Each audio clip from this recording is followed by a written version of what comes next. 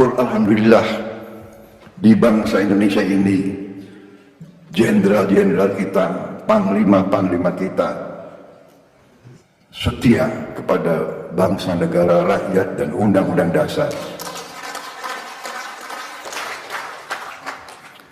Bapak-bapak sebagian besar sudah kenal saya lama, kira-kira kan begitu. Saya dulu pun pernah dituduh mau kudeta, iya kan?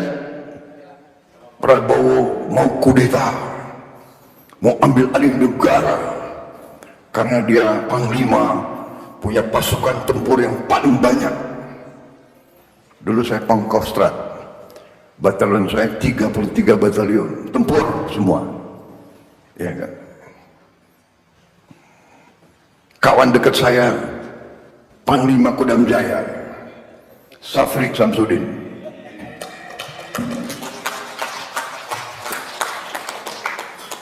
sampai sekarang masih kawan baik,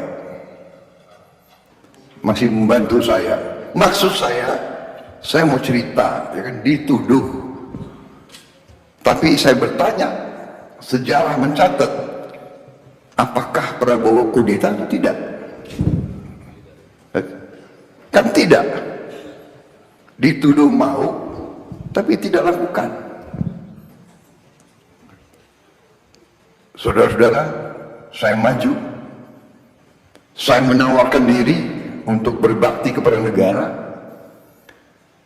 Saya ingin diberi mandat, saya ingin untuk diberi kesempatan memimpin bangsa dan negara ini, karena saya merasa bahwa saya paham, saya mengerti apa yang sedang terjadi kepada bangsa kita ini. Saya paham bahaya-bahaya yang dihadapi oleh bangsa ini. Karena itu saya terus berjuang, tapi di atas jalan yang benar, di atas jalan undang-undang dasar. Saya datang di hadapan rakyat dan saya minta mandat. Kalau rakyat memberi mandat kepada saya siap bekerja untuk rakyat, untuk bangsa dan negara. Kalau rakyat tidak memberi mandat, ya tidak ada masalah. Dan saya sudah buktikan berkali-kali.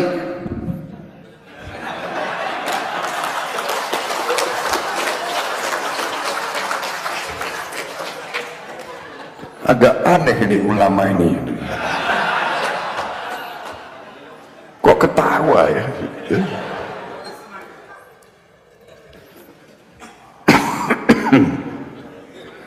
Iya kan? Jadi saya maju minta mandat, tidak dikasih, ya sudah. Iya kan? Ada kesempatan lagi, maju lagi, minta mandat lagi, nggak dikasih lagi. Iya kan?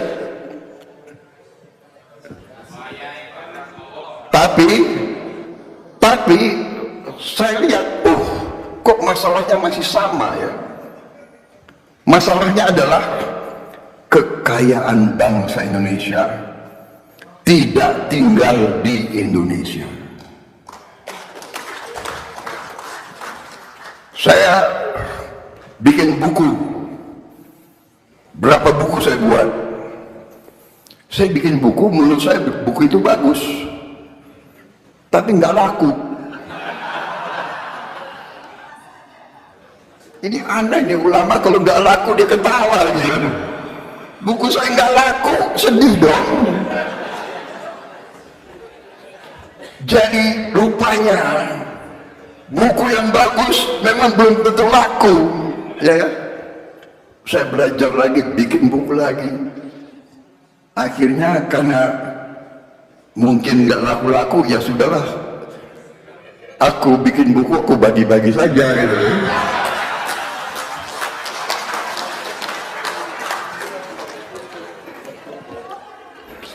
Tapi saya belajar sekarang bikin buku jangan terlalu jelimet. Bikin buku harus banyak gambarnya. Bagaimana Prof? Ini profesor sama juga ini sama saya ya, Prof. Pak Jafar Hafsah, bagaimana ini? Ini banyak profesor di sini. Saya kira mengalami nasib sama saya gitu ya. Bukunya udah bagus-bagus, udah kalau saya, alhamdulillah karena saya dulu dituduh mau kudeta, saya disuruh pensiun cepet-cepet, ya kan?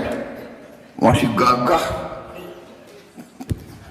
Bintang 3 pengen jadi bintang 4, nggak jadi. Ya. Jadi terpaksa saya jadi pengusaha. Tapi itulah kebesaran yang maha kuasa.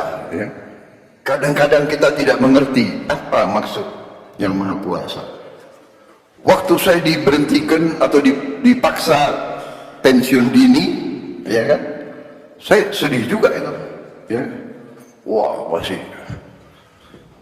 masih gagah. Sekarang ya setengah gagah lah masih.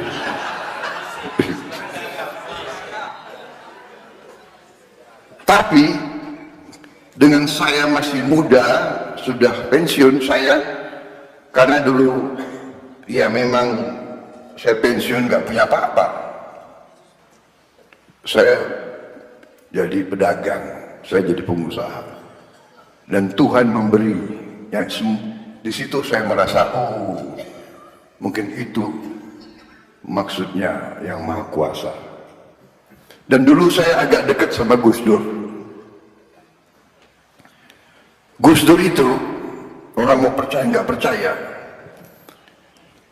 kadang-kadang punya sesuatu, bisa melihat jauh ke depan. Karena saya dekat sama beliau, waktu beliau presiden, saya sering dipanggil oleh beliau. Jadi waktu itu usia saya masih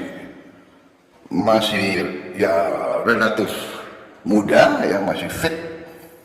Saya sebetulnya berharap dari Gus Dur, karena dia presiden dan dia tahu bahwa saya sebenarnya tidak bersalah.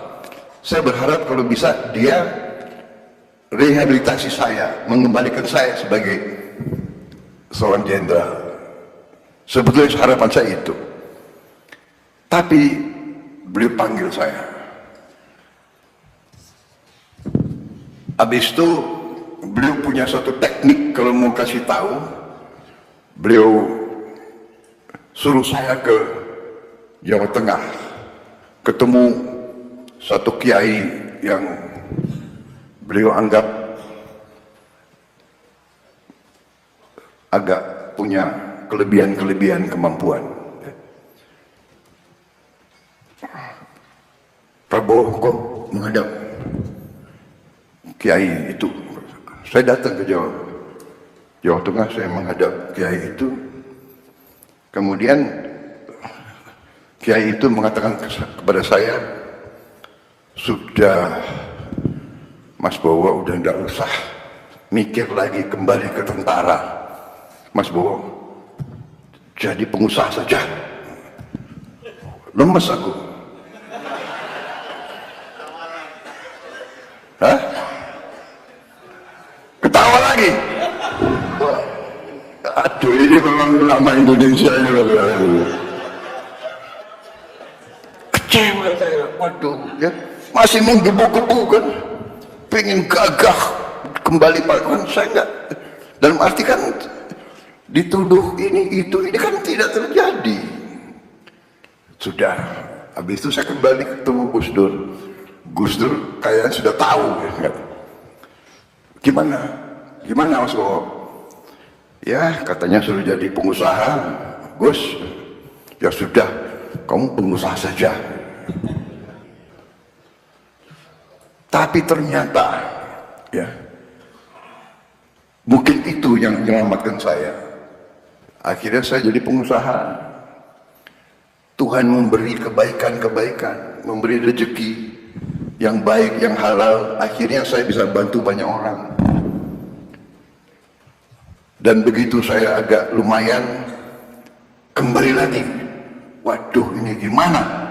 Bagaimana saya bisa mengabdi dan berbakti kepada negara? Oke, saya masuk politik. Disitulah saya mulai masuk politik.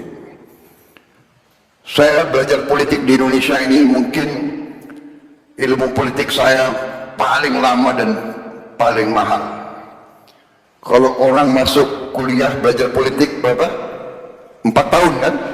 S1 tambah 2 tahun S2, tambah 2 tahun lagi atau 3 tahun lagi S3.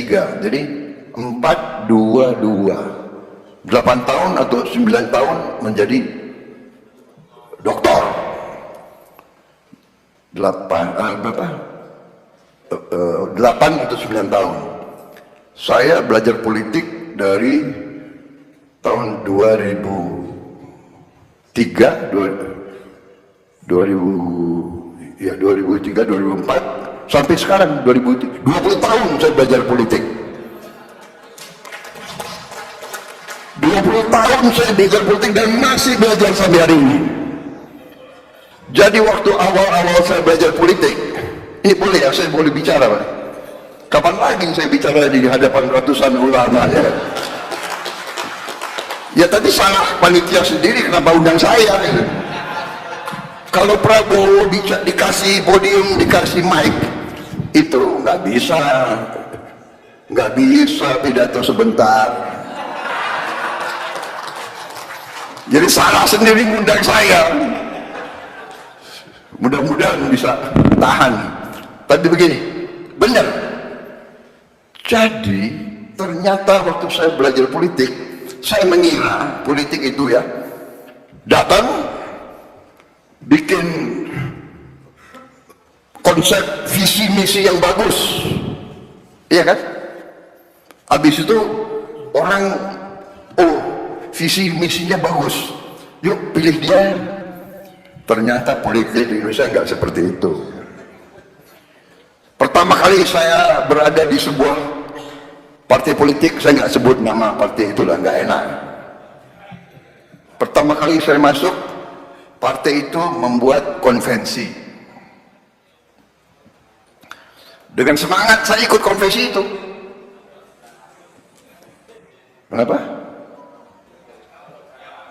Enggak, saya nggak sebut partainya. Terserah kalian boleh nebak-nebak. Saya ikut keliling Indonesia dan waktu itu yang ikut sama saya itu ya banyak tokoh juga ya. Termasuk Pak Nurkolis Majid begitu. Jadi kita diundang di tiap provinsi ya, memberi visi dan misi. Memberi visi dan misi. Pak Nurkolis bicara, saya bicara semua. Habis tanya jawab, tahu-tahu dari belakang ada yang berdiri bicara ke Pak Nurkolis. Pak Profesor, benar yang Bapak sampaikan, benar sekali, kami setuju, tapi ini kami ingin yang konkret. Apa yang konkret ini? Saya juga belajar juga apa maksudnya konkret. Jadi Pak Profesor, dalam politik ini kita yang penting adalah kredibilitas. Yang kedua adalah integritas. Yang ketiga adalah akseptabilitas. Tapi yang penting adalah isi tas.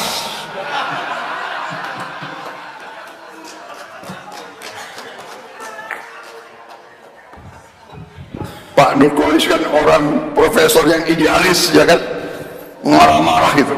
Apa maksudnya itu? Oh saya belajar, oh begitu.